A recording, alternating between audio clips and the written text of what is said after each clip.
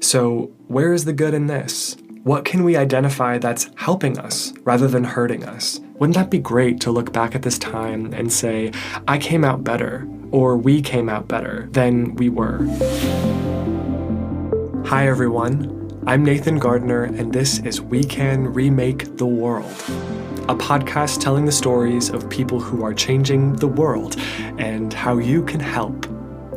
I wanted to start today with something a little different because I think we could all use a little lightheartedness given the circumstances around us, so I wanted to tell a few corny jokes. Get ready because there are a few pretty bad ones in here, definitely some eye rollers, but I hope it'll give you a grin or a little laugh, just something to lighten your day. Here we go. I broke my finger last week. On the other hand, I'm okay. Parallel lines have so much in common. It's a shame they'll never meet. You don't need a parachute to go skydiving. You need a parachute to go skydiving twice. And this one's for my German friends. How many Germans does it take to screw in a light bulb? 1. They're efficient and not very funny. Said with love, said with love. Here's one from a favorite comedian of mine who I still miss, Joan Rivers. People say that money is not the key to happiness, but I always figured if you have enough money, you can have a key made. A doctor accidentally prescribed his patient a laxative instead of their allergy medicine. 3 days later, the patient came in for a checkup, and the doctor asked, "Well, are you still sneezing?" The patient replied, "No, I'm scared to." Last one, I promise. A mother asked her son, "Connor, do you think I'm a bad mom?" The son replied, "Mom, my name is Paul." All right, enough bad jokes. But I highly encourage you to go find something a lot funnier than me to watch or listen to as part of your day-to-day or weekly routine, just to keep your spirits light a little bit here and there. Make sure that we're not too focused on some of the stuff that's a bit heavier out there right now. Today, I really wanted to take the chance to explore how some of what we're experiencing in the way of challenges and difficult circumstances might actually be good for us. Is there anything that could be bringing us benefit with all of these challenges?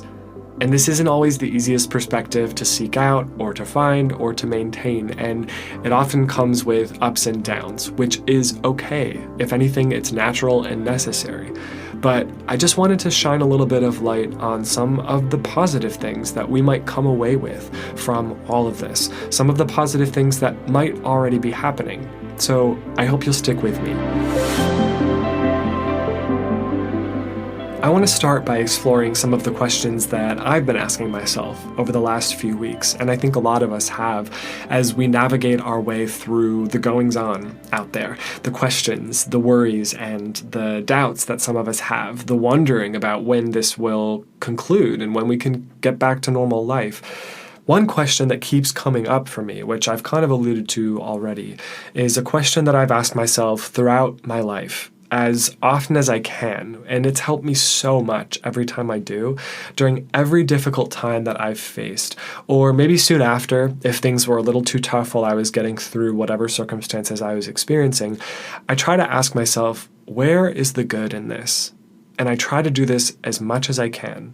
What I found is that every single time I manage to ask myself this question and really give it some thought, I come away with something that helps me get through whatever I'm facing more easily and more quickly. I come to the other side faster. And I think this is because I start to see good in the difficulty.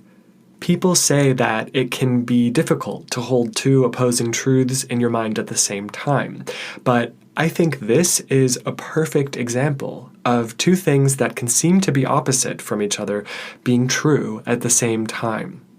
You can be in a really tough, crappy situation and still feel good. You can be honest about saying, this really sucks right now, and you can look around and recognize what's challenging you. But you can also see how whatever the situation you're in is benefiting you. Both things can be true. Something can be hard and difficult and negative in some ways, and it can also be good for you. When I've been able to look for and find the good in difficult situations, I find myself becoming grateful for the challenge, even though this isn't easy to do in every moment. It is something that you kind of have to strengthen the muscle for, but when you start doing it and you start bringing that sense of value to difficult circumstances, I think it gives them meaning and turns them into a positive, at least partially. Because when we see that we're going to be a better version of ourselves because of how we're changing, as we've made our way through whatever challenge we're facing, it shifts our relationship to that situation from powerlessness to empowerment, I think. It's so easy to allow a feeling of powerlessness to kind of sweep over you when you're in a situation that feels really difficult and it's really challenging your ideas about yourself or your circumstances. But in my experience, if we decide to see a situation as benefiting us, even if it's hard, we're taking back our power, because this shows us that we have the power to choose how we relate to something, how something is affecting us. We're not victims to it. Yes, things can be tough. They can be tough for us. They can be tough for people around us. But we still have the power to choose how we relate to it and what we think about it. I think difficult times force us to examine our perspectives. And if we're open to it, we can leave old mindsets and old beliefs behind us, because it almost forces us to outgrow those mindsets and those old beliefs to get through whatever struggle we're up against sometimes. Sometimes the only way to get through something is to change your mind about it, to find a new way to be, a new way to think, a new way to relate to the people around you. And if we can be open to recognizing what those changes are that we need to make, we can come out much better on the other side. I've tried that way of thinking, where you're mostly focused on the problem itself, finding 100 reasons every day to feel defeated, or kind of just constantly beating that drum of this is hard and it is taking the energy out of me and there's no way to get through it. I don't see any solution. But thinking of all of the things that could be different from what's happening now, I found never helps. Kind of reinforcing that challenge, reinforcing the lack of things getting better, tends to just keep things where they are if it doesn't make them worse.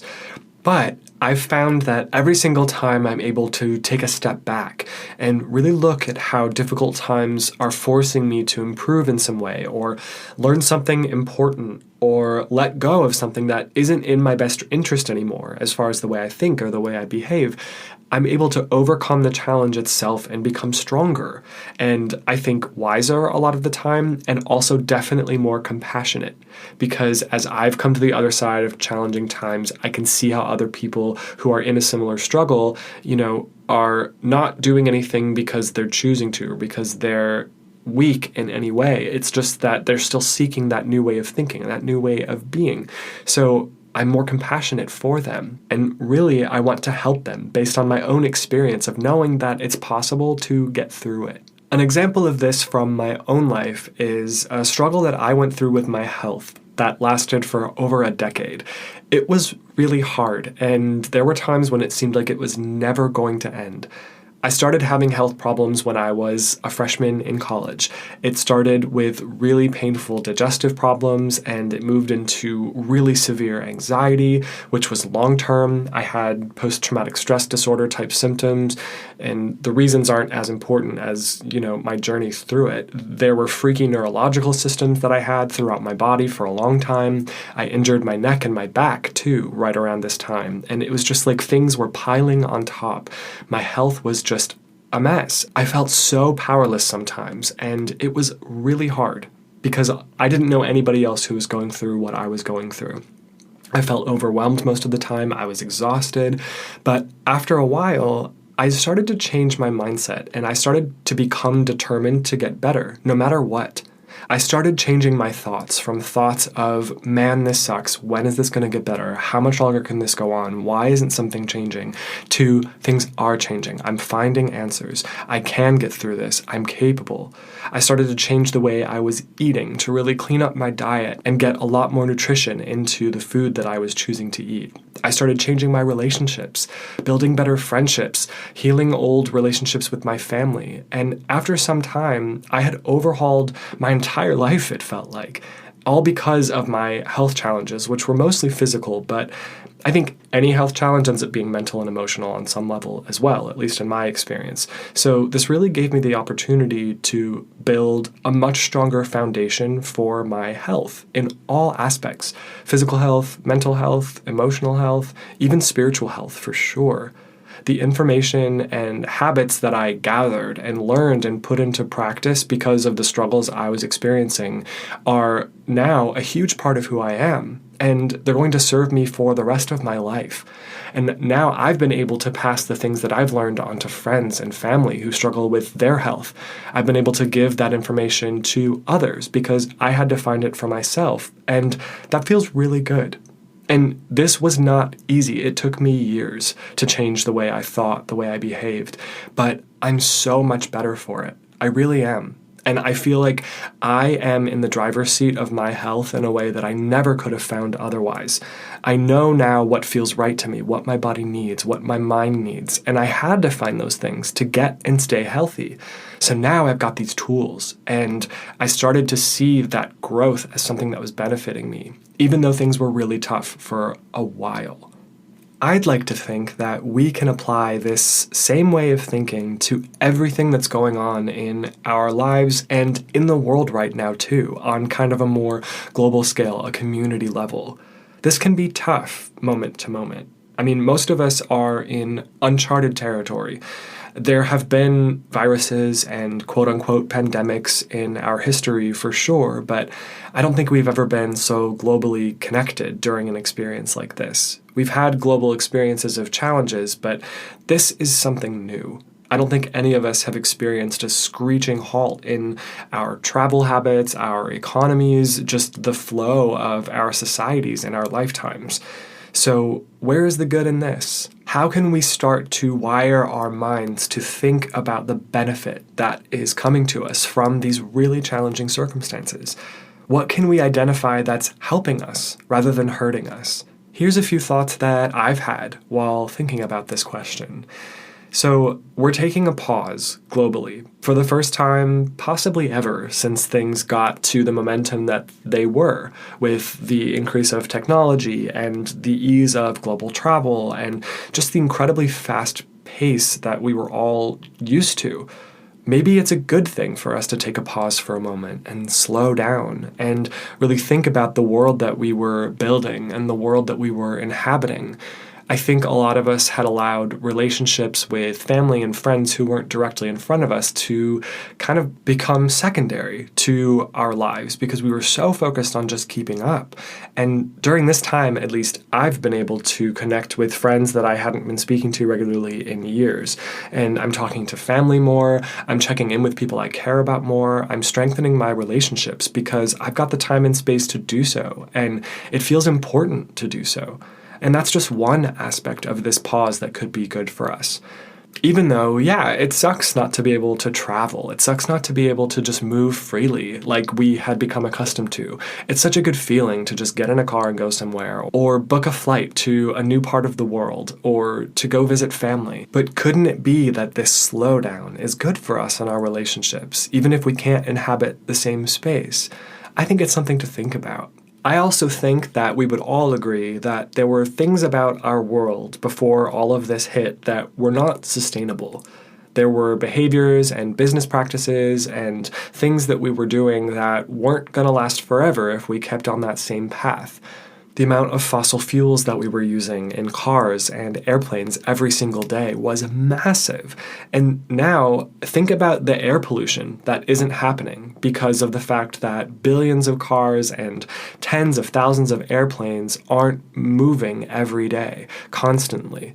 People have posted photos of the skyline of Los Angeles and Beijing, for example, where the sky is clear, the air is clean and clear, and people can't remember the last time that they had seen such clarity in the air quality. Isn't it great to know that it's possible for us to have clean air in these cities? Of course, I think most of us would agree that finding a way to improve air quality without being forced to by circumstances like these is preferable. But what if, in this case, this was the only thing that was going to get us to see this possibility? And what if it makes us more willing to make some deliberate changes when things start to go back to normal to maintain that improved air quality? What if this is just a way for us to see what's possible, even if it's not under ideal circumstances?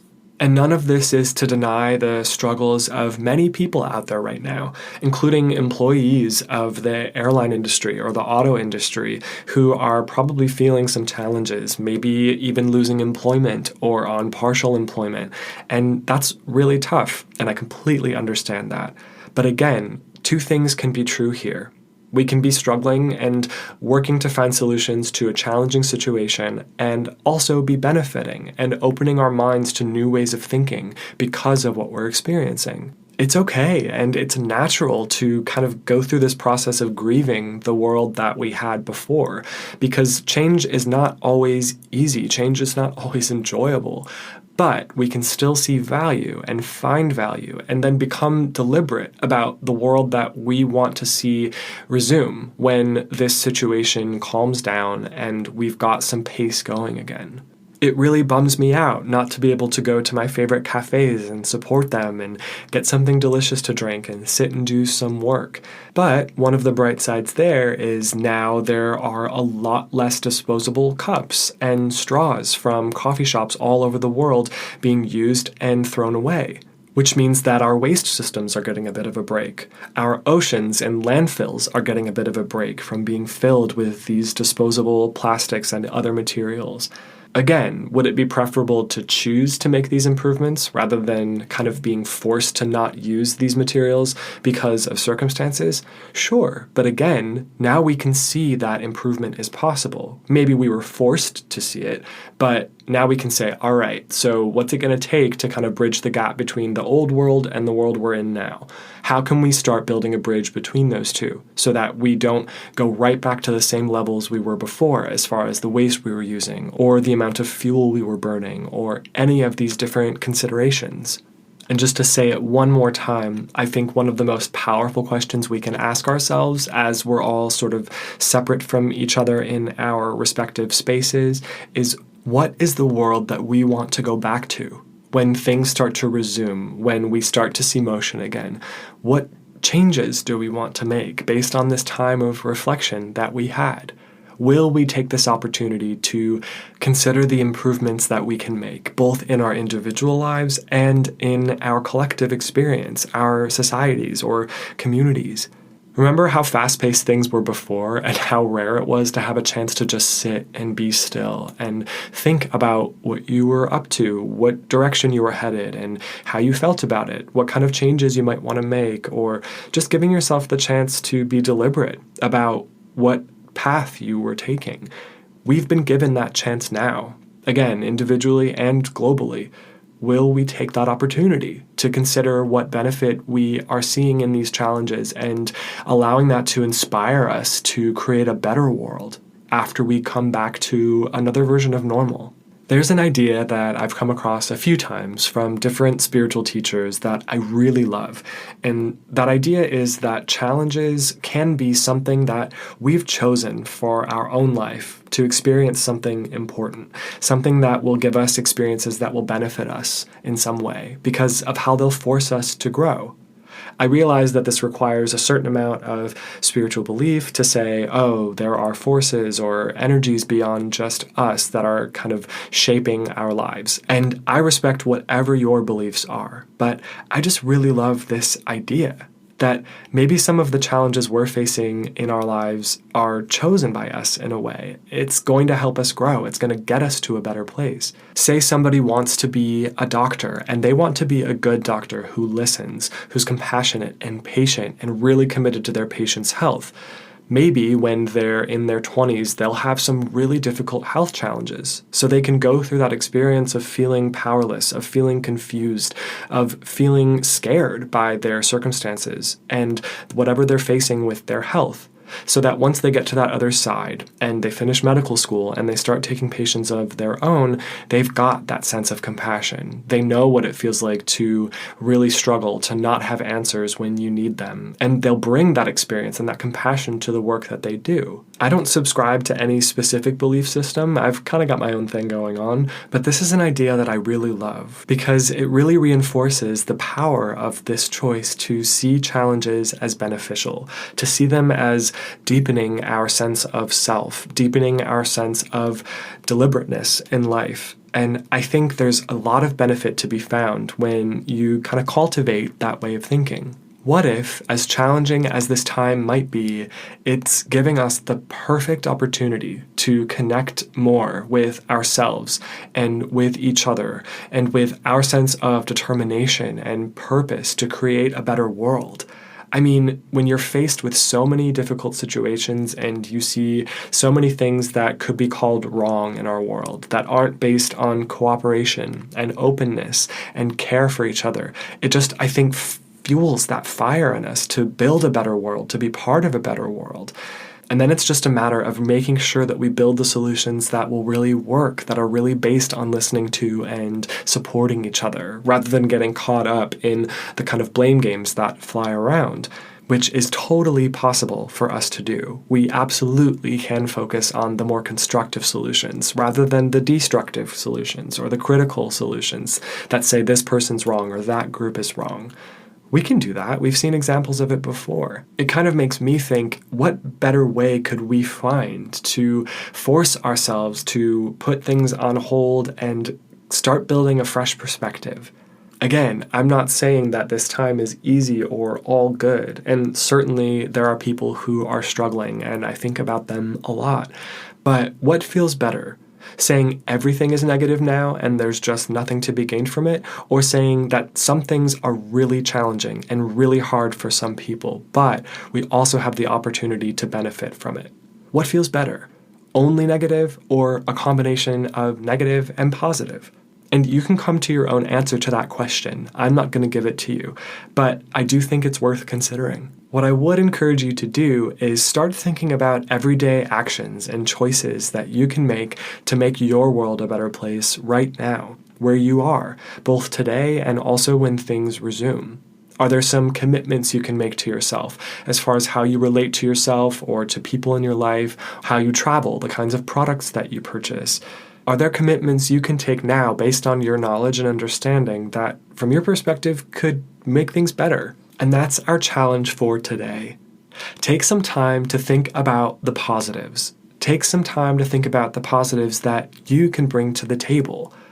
Reflect a little and write down 5 action steps that you can take to make a better world. Maybe you listened to our first few episodes and you've decided to commit to no longer accepting single-use plastic straws ever again, once coffee shops are open again and we can go visit them. Or maybe you caught our episode with Kenneth of Hempies and you've done a little research about the clothing industry and how fast fashion is really destructive in some ways to both the planet and to the people who work along that supply chain. Maybe you'll make a commitment to no longer purchase clothes that are made through fast fashion, or to cut down. There's no need to rush into these 5 action steps. Feel free to take your time and let these ideas marinate over the next couple days. Or come up with 5 now over the next 2 weeks before our next episode, which is the timeline we usually lay out for our challenges. And come up with those 5 initial action steps, but then let them evolve and let them change over the next few months. We don't really know how long this is going to go on, so we've got plenty of time to give these things some thought. But I would say really make a commitment to implement these things in your life, and then you'll have a milestone, a thing you can look back on and say, well, that was a really tough time, but these are the changes I made that were good for me. These are the things that I chose to do that are building a better life for me and for the people around me. Wouldn't that be great to look back at this time and say, I came out better? We can't really control if we all come out better from this situation too much, but we can control how we experience this challenge and what happens to us as we get to the other side of it. How good would it feel to say, this gave me something, rather than this only took from me, only took my peace of mind, only took opportunities. Yes, it did take some things from me, but it also gave me some new ways of thinking and some new ways of behaving that are really good for me that I'm going to maintain. And above all, through all of this, have patience with yourself, have patience with others as we're all going through ups and downs day to day. I mean, even hour to hour sometimes I've got ups and downs going on. So be kind to yourself and try to make space for caring for yourself and make space for other people to stumble a little bit and to not necessarily communicate in the most perfect way to you or to people around you. And try to remind yourself that no matter how challenging this time is and how much more challenging it could become, it won't last forever.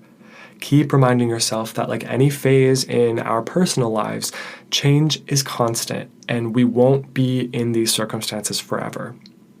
I think the biggest question before each of us right now is whether we'll overcome our day-to-day worries so that we come out to the other side of this situation better and stronger and more connected to ourselves and each other, or not. And again, there's no right or wrong here. Each of us will make the choice that's best for us, and there's certainly no judgment, but there is opportunity. There's opportunity to engage with this time and overcome any feelings of powerlessness by building value into these experiences as best we can, to mix some of that positive into the negative, so it's not just a one-note circumstance. And listen, we want to be a resource for you. We are going to keep telling these stories and recording these interviews and creating new episodes so that we can offer whatever we can to inspire you to focus on the positive, to think about the constructive choices that you've got in front of you, to help you get more informed so that you can feel like you have choices to make the world a better place, even now. Even when a lot of our normal day-to-day is different, there's still things we can do all the time to make this world a better place, whether that's action steps we take now or commitments that we make so that we take action in the future when those choices become available to us again. Share your experiences with us. Let us know what's challenging you or what's inspiring you, what's helping you through these difficult times. Write us at podcast@wecanremaketheworld.com to share your thoughts, offer your feedback, or tell us what you resonated with during each episode or what you wish we would have done differently. We want to build a dialogue with you so that we can offer the best we can to you, be the most valuable that we can.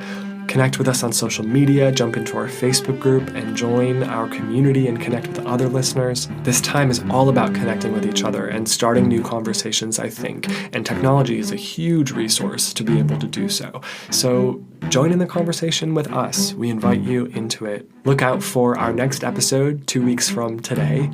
We'll be speaking with a meditation teacher in New York who is all about the belief that challenges serve us. And she is so inspiring. I cannot wait to share it with you. Until then, be well, be good to yourselves and be good to others, and keep focusing on the positive as much as you can and as best you can. Thanks for being here with us today. Until next time.